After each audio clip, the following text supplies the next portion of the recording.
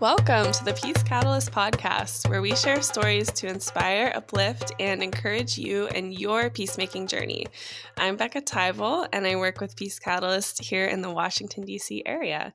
And as always, I'm joined by my co-host, Allie Bernison.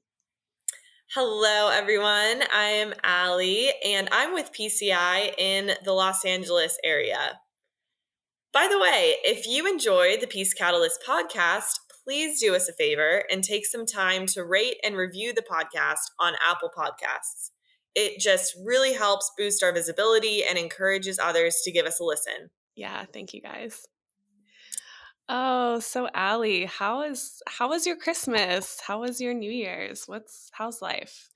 Yeah, life is good. I feel like, as always, in this current moment, I feel like after December 15, you just push, or maybe not you, I should just use I statements. I push things off to the new year. And so this particular week, I feel like I'm like catching up on things I said I would do like in the middle of December. So yeah, I feel like this week I'm like a tad overwhelmed. However, my Christmas was great. Had definitely a restful time in Washington State with my mom. I had my very first white Christmas, which was pretty cool. Yeah. Nice. Never have I ever had snow on Christmas. So that was crazy. That's awesome. Have you experienced a white Christmas? Oh, yes. Well, I'm originally from Pittsburgh, Pennsylvania. So yeah, we've had white Christmases for sure. Okay. And it's like, this is what winter should be like, there should be snow. Any good shows while you've been resting? Great question. We did watch several films, including, I rewatched Frozen and Frozen 2 because they're great stories. I mean, and especially Frozen 2, I think is a great peacemaking story because you have this kingdom that was kind of, imperialistic with this indigenous community. And then in order to like heal what's been broken, they have to expose the truth from the past and then like reconcile and make things right. It's just beautiful. I think it's powerful. Yeah. It's a very powerful story. It is. Yeah, that's such a good point. I guess it was a few years ago now, the last time I saw that. But yeah, no, you're right. It is a great peacemaking story. And I also have to plug a documentary that we watched called 14 Peaks. Okay. It's about a Nepalese man who decides to climb 14 of the highest peaks in the world within the course of 7 months, which is like crazy apparently in the climbing world. Like that's insane. But he created this whole team of Nepalese men who are Sherpas, who typically guide like Western climbers up these mountains. And he wanted to create a team to show that like it's not just like Western climbers that can do these amazing things, but like they do this on a regular basis and they help climbers from the West to do it. And so he wanted to kind of have that representation. And it was called, the project that they did is called Project Possible. And anyway, it's really inspiring. And it's like a very compelling story and powerful and like very gripping story. So yeah, I highly recommend. Wow, I'm writing that down. Yeah, thanks for sharing. That's totally up my alley. I weirdly love climbing documentaries. They're so inspiring, and yeah, okay. I'm this definitely is for you looking then. Yeah. Cool. So, Allie, what is our peace quote for this week? Our peace quote is from Amanda Gorman, and it is, "There is always light if only we're brave enough to be it." That's so good. Yeah, Amanda Gorman. Oh my gosh, she's amazing. I think there's actually another line in that quote too. Really? That I forgot to add. Yeah. It says, okay, so before it says, if we're only brave enough to be it, she says, if we're only brave enough to see it too. So we are still in the midst of our current series on Afghanistan where we are listening and learning from Afghans and those who are working alongside them for peace in Afghanistan and also locally. So for this episode, we had some of our listeners submit questions for our guest. And you've all heard from this guest before, so get excited because she's a friend of the podcast.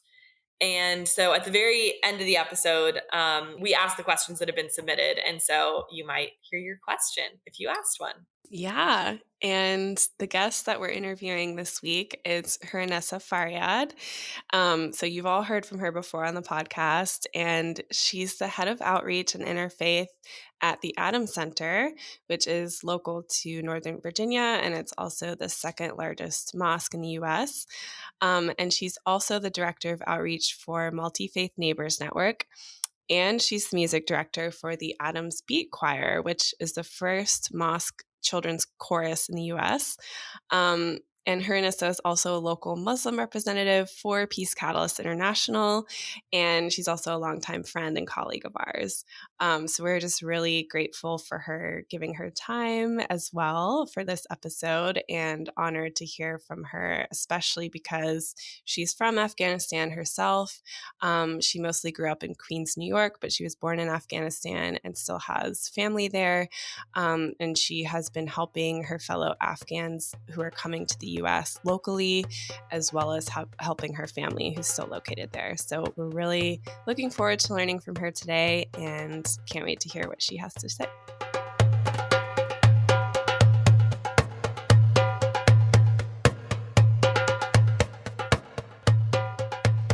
Well, welcome back, Hurunnessa. It's such an honor to have you join us again on the podcast, and really looking forward to hearing more about some of the work that you're doing locally with refugees from Afghanistan, and also just your personal story and how everything has been impacting you.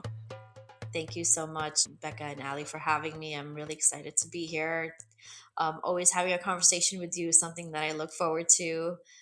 Going back to our own friendship and our own work that we do together, it's really nice to talk about something that's meaningful, but also with some people that you're connected to on a different level. So thank you so much for having me. Yeah, absolutely. And it's always wonderful getting to work with you and just see your face on screen is so nice. So grateful that you're You're so here. cute. And we definitely are looking forward to getting into some questions that we have from our listeners. But first, Ali and I just had a few questions that we wanted to ask you about as well. So I'm wondering if you can tell us a little bit about some of the work that you've been doing to help Afghan arrivals through your mosque, the Adams Center, and how the community there has kind of, like, the local community from your mosque has come around these refugees to support them and to help, and what have those efforts looked like. And yeah, if you can just share a little bit about that. Sure. I don't think I could say everything that has been going on since August, just on this podcast because there's so many moving elements. But I'm going to highlight some of the big things that we've done in order to help ameliorate the situations with the Afghan evacuees who have been coming into the United States since August 15th. I'm sure that everybody knows the issue and knows what's been going on.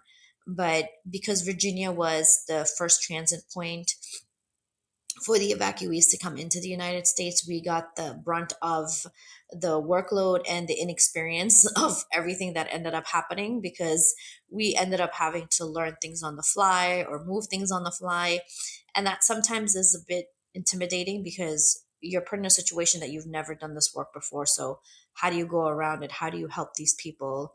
So, I actually spent one day at Dulles Airport translating for the COVID-19 testing group that had the evacuees coming in through with them, and just seeing some of them were SIV holders, some of them were green card holders, and some of them had nothing. And so grouping these people, I don't know how the US government did that and what kind of measurements they use and how they were separating the people, but they did the best that they could given the circumstances that even for the United States government, this was a completely new shift. Because normally when people come here, as refugees or through the SIV, they know months in advance that they're coming, and the resettlement agencies have everything ready. So by the time they come here, their housing is set, everything is set for them. Now you have over 100,000 people coming in, and no one's ready, and you're low staffed, and there is nowhere to go. So we can talk about that later when we talk about the resettlement agencies. But we started thinking about some of the needs that people have.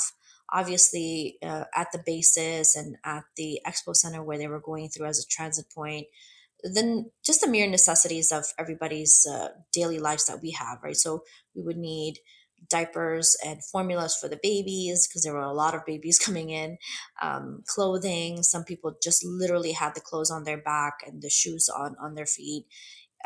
There were pregnant women, there were people with health issues, there were people who died at the bases, there were people who died at the transit points. So now we had to figure out funeral services, and we started the Afghan evacuee relief fund at Adams, and we collected money to help the Afghans in different situations. So some of them needed hotel stays if they were in a medical situation, had to leave the base, so we covered their hotels stay for whatever 1 or 2 weeks. Then there were people who came out or didn't go through the proper processes, and they were left with nowhere to go. So we ended up helping them out temporarily as well. And then the funeral costs, we definitely helped out with those as well. There were people who were senior citizens who passed away, who came to America for a brighter future than what they've lived with all their life, only to come here and really never get to see America because they died at the base. There were pregnant women who were having babies. They needed postpartum care, so we helped pay for a lot of their hotel stays afterwards towards somewhere close to the hospital where they had the children. Then I started a coat drive in the beginning of October because I knew that was going to be an issue for the resettlement agencies, and that was my main focus. It wasn't the immediate care that people needed, because after talking to people and seeing the number of people coming into that space, I said, well, there's way too many people here. I'm going to go to long term, because that's going to be the next couple of years. What everyone is doing right now is like 3-4 months, and then volunteer fatigue is going to hit. So let's focus on that. And so I went through helping with a lot of the things that people would need help in through the resettlement agencies. So I started a coat drive for 4 days in October, and I collected over 2,000 coats for women, men, and children. And 99% of those who brought the coats were Christian churches from Maryland. Kudos to the Episcopal diocese who arranged their network of churches to come and drop those off, and that was fantastic. And then we also did a clothes drive, and that I did drop off close to Lutheran Social Services, which is the biggest resettlement agency here in the DMV. One of my pastor friends, his church is 10 minutes down the road from them in Falls Church. And so I asked him if he was willing to collect the clothes, and he said yes. So that was a great way for them to do that. And then LSS went and picked it up from them. And then, the regular donations of gift cards, SIM cards, backpacks filled with stuff for the kids to go to school, just in that, things that you and I would need on a daily basis, but we'd never think about. So pretty much those were the things we took care of from the donations perspective. Yeah, that's amazing. Thank you so much for sharing about that. And I think it's incredible because, like you're saying, it's the volume of arrivals coming from Afghanistan is so highly concentrated in this area. And I know I've been seeing your posts on Facebook and just so inspired by how y'all are coming together to help people coming to the U.S. So that's incredible. Thank you. Yeah, we're trying the best that we can. It's definitely a new experience, but for some reason, all the Afghans want to either come to Northern Virginia, Texas, or California. They, for some reason, don't see Wyoming as an interest to go there. But we're trying to tell them that it's only for 3 months. Just go get your paperwork, get your benefits, and then you can move. Coming here, you're going to be on a wait list. So that's another problem that is constantly having to have these conversations. And you're given families sometimes situations where they need help, and you try to give them to the right people so that they can get help. But have one family that I'm working with right now. They're just two girls, sisters who were married to two brothers here in Virginia. One of them came on the plane with the aunt and the and the brother, and they're DV victims, and so they had to leave, and so they've kind of been my second family that I'm taking care of, and so we can talk about that as well in terms of what people are actually going through when they're coming here and what they feel. Mm-hmm. Yeah, definitely. So you mentioned, as you were sharing, about the Lutheran Social Services and how they're a pretty large and powerful resettlement agency. But we want to hear more about your work with Lutheran Social Services, and caught wind that you have been selected to be on the board. So how did that process? How did you get there? And how exactly are you partnering with them specifically? And that's a great question. Thank you. So, way before this, a couple years ago, I was working with Lutheran Social Services through my job at Adams because they are a resettlement agency, and majority of the people that were coming through them were Muslims. So they wanted to kind of know how to deal with them. There's cultural sensitivity issues and topics that they needed to know. So I was talking with them on that. And Kristen, who is the new CEO, she's been in that position for a year now. I did a whole webinar with her, and we talked about just what's going on in terms of human resources, and this is way before Afghanistan issue came up. So when this issue started happening, I talked to Kristen and we're like, what's going on, how can we help? So I told him, like, I can do this, I can do that. It was more like on a voluntary basis, and she told me to come up with a project to bring Afghan Americans to be volunteers through Lutheran Social Services because they know the language, they know the culture. It's just easier to have Afghans who grew up in the United States to be part of the process. So we started the Afghan Project, which has 3 tiers to it.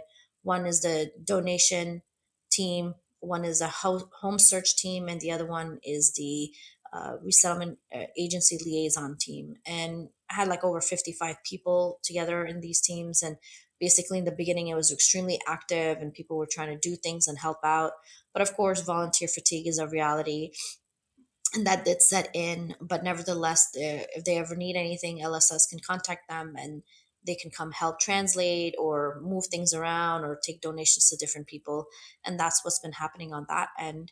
And they realized that they really did not have a Muslim female on their board, and they didn't have an Afghan on their board. So they asked me to come and join their board. And I had to think about it for a couple of days because I didn't want to put myself into something that I wasn't going to be able to give 100%. But I, worked my schedule around, and I said that no, I need to be in this because there needs to be an Afghan voice in there. And so I took the position of being on the board, and it's been really eye opening in terms of seeing what goes on. From the outside end, people might look at the resettlement agencies and all they can think about is, well, you're getting paid, you have staff, why are you taking so long? But what they're not realizing is that resettlement agencies are not used to this type of influx of people coming in overnight. For instance, normally LSS NCA puts about 500 people, resettles 500 people in the DMV area a year. And they had about, let's say, 50 employees. In the matter of 4 months, they've resettled 2,000 people. So they've resettled 4 years of work within 4 months, and to expect them to be like on their game and fast track is impossible. The other issue is they went from 50 staff to 65 staff to 100 staff, and they're now going to go to 150 staff, right? So they're working with what the government's giving them, and they're working with that. And then the other issue is that the government is paying them in increments. They're not giving them all of the funding at once. So if you don't have the funding, you can't really hire everyone and say, hey, come work, we'll pay you like 3 months down the road. It's not going to happen. Right. And so they're very driven in the work that they're doing. They have on their websites employment opportunities for anybody who wants to apply. I'm always encouraging the Afghan American community to apply in those positions because you can actually get in there and help and not need a translator for the most part. And so that's another issue that has been definitely coming across a lot of people and asking me questions. And I lay it to them straight. I said, look, as an Afghan myself, as an American, if I can understand your point of you and your frustration, but you have to also understand what we're dealing with. And then when I explain the issues with them, then they understand that, oh, okay, that makes sense. They need more help. It's like, yes, they need more help. So if you're not working and you're looking for a job, go to their website, apply for the job, or say that you have some specialty that you can volunteer in, and they'll bring you on. Yeah, that's amazing. And I think it's such a beautiful example of, like you're saying, having the knowledge and the skills and the background to be able to really help. But then also providing that representation to Afghans to see that, hey, like I'm from Afghanistan too, and I speak your language and I have a similar cultural background, so we can connect on that level. Yeah, and they'd Um, like that. They feel more at home when they see someone from their own background and speak their language who can guide them through everything that's going on, because it is a scary place to be, especially for women who don't have a male counterpart here. They're even more intimidated. And it's not an issue of women can't handle things, but they're coming from a area that women don't really do things by themselves, or are encouraged for the most part to do things by themselves. So they're learning all of these new ways of living here in the United States, and for them to see a familiar face with a familiar language, it just makes you more at ease. Yeah, absolutely. And going off of that, I remember there was a young Afghan woman that you had befriended and were kind of walking alongside throughout her pregnancy and even through giving birth. And I remember seeing you were raising money for her on Facebook and asking people to give donations. Could you share a little more about that story and how you came to know this woman and um, yeah, and what has that looked like walking with her and her baby, now her baby? Yeah. So it's just the weirdest thing that happened. She's actually one of the family members that I just told you about, who are DV victims, domestic violence victims. She's 20 years old. She was 8 months pregnant, had to leave the house with her sister who just recently arrived. And she had only been here a year and a half. She doesn't speak English. And they went to the police station, and the police station called Adams Center, because we're the closest mosque in the area, and asked if there's anyone who can come and help, because they don't speak English and they need they need help. So they called me. I'm the only staff member who's Afghan, so I luckily they speak Farsi and I speak Farsi. So I went and I picked them up from the police station, and through Adams we paid for their hotel for a week, and then I got them into LSS because the sister had come in as a parolee. And so, just starting them off with their benefits, we got her to get her Medicaid for the baby and her. And, I didn't think that ever I was going to be in the delivery room. To be honest with you, I don't do well in medical situations. So I was like, I don't know if this is a good idea. I took her to her checkup because on her due date, and then she was fine. And then the next day she went into labor. And so I had to like rush, pick her up, take her to the hospital. And they're like, oh, yeah, she's like 7 centimeters. I was like, already? Like, it's her first baby. Normally, like, I mean, I remember my first, it was like 3 days of contractions. Like, this is just too fast. So luckily, she had her bag ready, and we had fundraised for her on Facebook through Amazon, and, getting her a new stroller, clothes for the baby, and all this stuff. So, thank God she had all the new stuff that she needed. And so in the delivery room, there I was, like, translating for her, helping her out. And so I normally get a little fainty in hospitals. And so I was fine until they told me to like hold her in front of, like, go in front of her and help her when they were putting the epidural. And I saw the needle. I was kind of like, whoa, yeah, this is just a little too much. So my head started spinning, and I'm like, yeah, I need to sit down. So then they started taking care of me. And she's just like in pain. I'm like, you can wait. I'm about to pass out.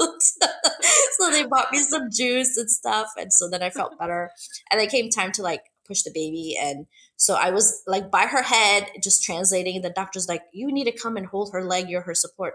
And to me, I'm like, oh, wait, I don't know if this is a good idea. So I was like, you know what? Just keep your eye on her, hold the leg, and just translate, because I don't need to see anything, right? So I'm just looking at her and I'm translating, like, push, push, push, breathe, push, push, push, in like Farsi while they're telling me. And, she did a great job, and the baby came, and it was, just such a beautiful sight to be a part of. And then they asked me if I wanted to cut the umbilical cord. And I was just like, oh, wow. I never in my wildest dream thought I would ever cut anyone's umbilical cord. But there I was. I cut the umbilical cord, and baby Sosan is thriving. She's doing great. She's such a cute baby. So she's been dubbed my quote unquote granddaughter, because the mother is technically the same age, a little bit younger than my eldest daughter. So technically she could be my granddaughter. But it's just a fascinating story to be in this room and to have had that experience and to be part of this family's process of what they're going through and getting settled here in the United States, getting them their benefits. They literally ask me for everything, and I'm okay with that. I have some other friends who are helping out here and there, but if they ever need anything, they always call me, and they're always so appreciative and cognizant and really expressing their gratitude all the time and saying, well, you know what you've been doing with us for the past 3 4 months, people wouldn't even do past 3 4 days. And for me as a woman, and I'm a single mom myself, raising 4 kids by myself, I know exactly what that's like, and I would never want to put somebody else in that situation. And if I can help, I'm going to step in and do the best that I can. And so things are moving along for them. But yeah, that baby's growing, and there's always great work that can be done when people are very giving. So I'm appreciative of that. That's so beautiful. Yeah, I'm sure that meant so much for her to have you there and translating and just being a support and being present. That must have been such a huge blessing for her, such a Yeah, gift. she was very scared because she didn't know anything, and she always just kept saying, "Thank you so much for being here with me." And then I stayed overnight with her that first night because it's so daunting, right? Like, just had a baby and you don't speak the language, you don't have support, and I didn't want her to feel alone. So I stayed with her and filled out all her paperwork to get the birth certificate for the baby, to get her social security card, and just to like help in any which way I could and making sure that the baby's getting whatever it is that she needed. So, um, it's something that God puts in your way, and I'm an avid believer of that God always gives us opportunities to help people so that we can get closer to Him. But it's upon us to actually take that um, opportunity and go with it. So I'm grateful myself for that. Mm, Yeah. Wow. beautiful. What a touching story to be able to help. And yeah, it just goes to Mhm. show you like there's such diversity in how you're partnering with Afghan refugees in your community. And it's yeah, it doesn't look just one way, but it can just be through, holding a hand and yeah, almost fainting in the Yeah, in the girl. literally, I was just like, I need juice, something. But it was like that the oddest time. It was like about the needle's about to go in, and here I'm like, oh, yeah. So, but thank God nothing happened. Wow. Wow. Yeah. Well, we have also gotten some questions from our listeners. And so there are a couple questions that we would love to have your thoughts on. So the first is from Keith, and he asks, how are things in Afghanistan now? What do we need to know? Well, right now the biggest issue is humanitarian aid. So there's a lack of food. Prices are very high, and things are not coming in like they were because of everything that has happened. So Islamic Relief, which is a huge organization based here out of the US, that's going there. They're actually there right now helping distribute food and humanitarian aid to the locals. If you follow Anwar Khan, he's there right now, and he's posting pictures of the cold weather, people not having food, and there's snow. And Afghanistan's winter can be brutal. It's not like here where the homes are heated the way they are. And so whatever we can do to help them from here would be greatly appreciated.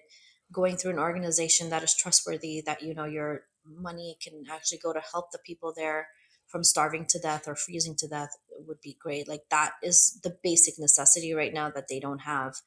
And it's sad to say that we the only thing we can do right now is just to send money to help as much as we can. I'm curious, Hernissa, are you aware of, is it difficult at all for humanitarian organizations to get into certain communities because of the Taliban regime, or do you know if that's an issue or not? Well, I heard right now they're pretty open with humanitarian aid coming in.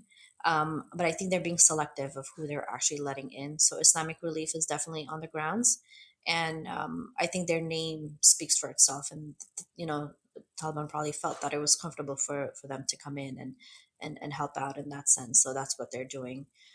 They know that they need help. They know that they can't do this on their own, especially with everything that has happened. It's not a long-term transition. It was literally overnight, and unfortunately, they're not equipped to take care of the needs of the people. Mhm. Yeah, that makes sense.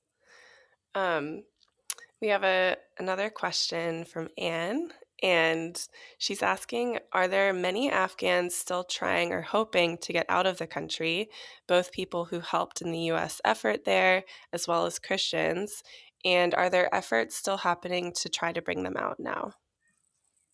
There are a lot of people, including my own family members, who want to get out. They've all reached out to me, somehow thinking I have connections with Biden, which I don't, unfortunately. And so I told them the best thing they could do is get connected to one of the Virginia state senators who have been very vocal and trying to help. I know Tim Kaine was collecting a list. Um, Connolly was collecting a list as well. And so they were giving the list of people's name to the Department of State to get them issued some kind of visas. But again, that list is so long and no one knows when those people are going to get out. There are people who have special immigration visas to the United States that have not been able to get out. I'm not sure the number. I'm sure that it's dwindling, but again, I don't know the exact numbers of how many there are. They have visas to come to the United States, but they weren't able to get on the flights. And then there are a few U.S. citizens also who were not able to make it out in the first couple of trips out of Afghanistan in August. As far as Christians are concerned, so the Christian community really isn't that big in Afghanistan. It's 99.9% Muslim. And, but, I think what matters here right now is not faith, but more humanity, regardless of what somebody preaches or what they practice or what they believe in. The mere concept of us knowing that everyone has a right to live and everyone has a right to practice their faith and everyone has a right to dignity, we have to be a force together to advocate for those people. So it doesn't matter what faith they are in Afghanistan. For me, I really don't care if someone coming in is a Muslim or not. If they need help, I'm going to help them as much as I can because that's what my faith teaches me. And that's the humanity that is within myself that I need to be able to advocate for them because these things take their turn everywhere all around the world, right? It's not us today, but it could be us tomorrow, right? And we would want other people to help us as well because they would see our example from history that the United States helped people regardless of their faith, that the people in Afghanistan, regardless of their faith, were taken care of. And so we're going to do the same thing because you want to reciprocate that in its way because it's a beautiful thing to see, right? When you see people from different faith groups jumping in. And I have to say that the Jewish and Christian community in here in the Nova area have just done a phenomenal job from my own personal experience in helping people out. This family that I told you about, these two DV victims, the brother and the aunt came. They ended up in a military base in New Mexico. We were able to wait for their paperwork to get done and fly them out to the DMV to be together with the two girls because once she had the baby, she needed somebody in the house who had experience to help her. So the aunt, it was a mother. Her children are back in Afghanistan. She was able to help her because for me, I'm thinking, well, you're 20 years old. How are you going to wash the baby? How are you going to feed the baby? You can't even take care of yourself. How are you going to take care of a baby? And so it was great that we were able to bring the aunt and the brother about 10 days before she had the baby. And so that was another help that we saw. And then we collected funds specifically for this family to help them pay their rent for the next year. A majority of that funding came from my Christian friends and my Jewish friends. So again, it's the humility and the humbleness and the that care that we have within us as human beings that I saw manifest itself into helping everybody. Yeah, as a follow up to Anne's question, you mentioned your own family members. I'm curious, how often are you speaking with them? How are they doing? Yeah, that's a great question. So in the beginning, it was a lot more because they were really trying to come here. They were I was giving them the links, they were filling out the paperwork, but they know that it's going to be a while if they even get on a list to get their visa to come to the United States. So the requests have died down, but they would like to leave because the situation now in Afghanistan is that everyone's afraid of what's going to happen because they remember what they went through and they don't want to go through that again. Although the Taliban have said that things are going to change, but people need to see that. And so I hope that they stick to their word and I hope that they come through with taking care of the needs of the people and doing things right and giving the people the basic necessities of what they need to a right to go to work and education for the girls and medical care and all these different things that are necessary for human beings to thrive. Wow. So our third question from one of our listeners is, I want to support Afghan refugees financially, but I'm not sure where to give. And that's from Debbie. Okay, that's a great question.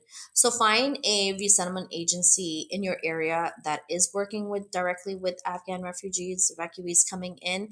If you don't have one because they're not actually going to all the cities in the United States, I always go to Lutheran Social Services, lssnca.org, because I'm on the board and I know that they're doing the best they can with the funding that's coming in. So I have first view of all of that. And then if you want to help the Afghans in Afghanistan, go to IslamicReliefUSA.org, I think is their website.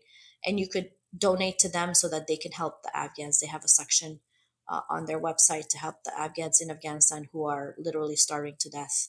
And especially the women who are widows and the children who are orphaned need our help there because they're literally on the streets begging for any type of help.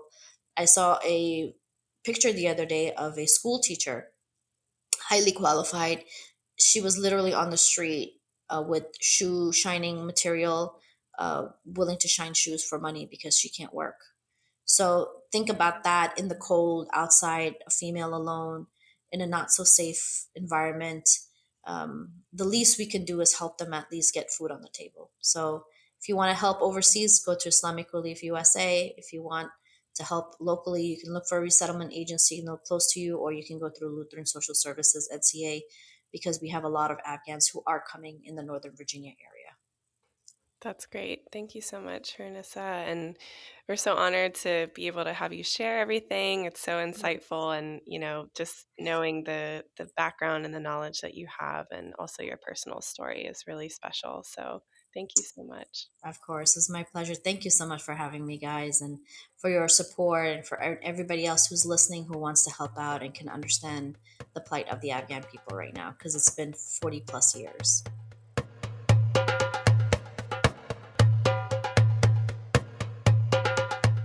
Wow, that was an incredible conversation. Just really humbled to hear how Hurunnessa's been coming alongside refugees locally, and especially with that woman that she, walked through childbirth with. I'm just incredibly moved and touched by that story because yeah, it's just such a cool, beautiful example of being present with somebody as they're walking um, through that change and through that, I'm sure, very scary experience if she didn't have a friend there to, translate and be a support Right. um, and be there with her. So I'm, yeah, incredibly touched by that. Yeah. Yeah, me too.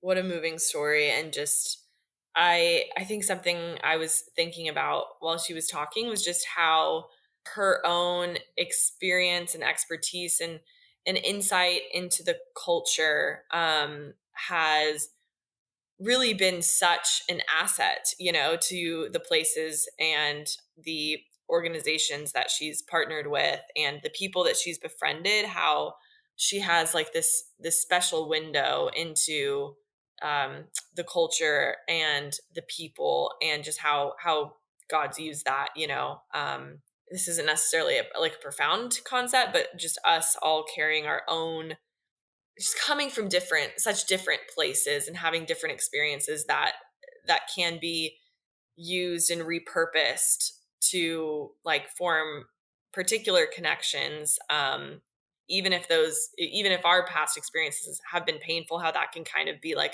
how that can be used in like a positive and powerful way. Yeah, that's such a good point because I think it creates that kind of empathy, like that Hurunnessa could empathize with this woman because of her own experiences and kind of Right. seeing that, yeah, she knows what that feels like and she wants to be there with her. And I think that empathy is so key in these situations of Right. coming alongside people. And yeah, that's such a great point. Yeah. Yeah. I was wondering how, and I wish I would have asked her, but I guess I can in the future. Wondering how her own experience and knowing, knowing that she still has family members in Afghanistan who are struggling in various ways. I wonder how that affects her current work, and her Mhm. current relationships with families and individuals resettling in her area. Mhm. And yeah, we were talking a bit about this before we started recording, but just having to hold pain and joy kind of at the same time, and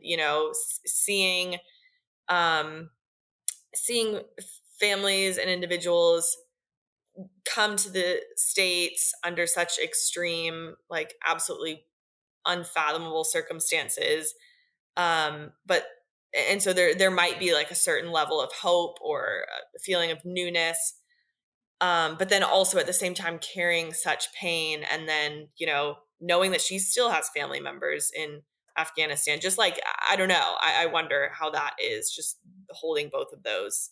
Yeah, I mean, I can't even imagine like what that feels like. And I think, but then again, we all have experiences with like pain and finding joy in the midst of pain and suffering.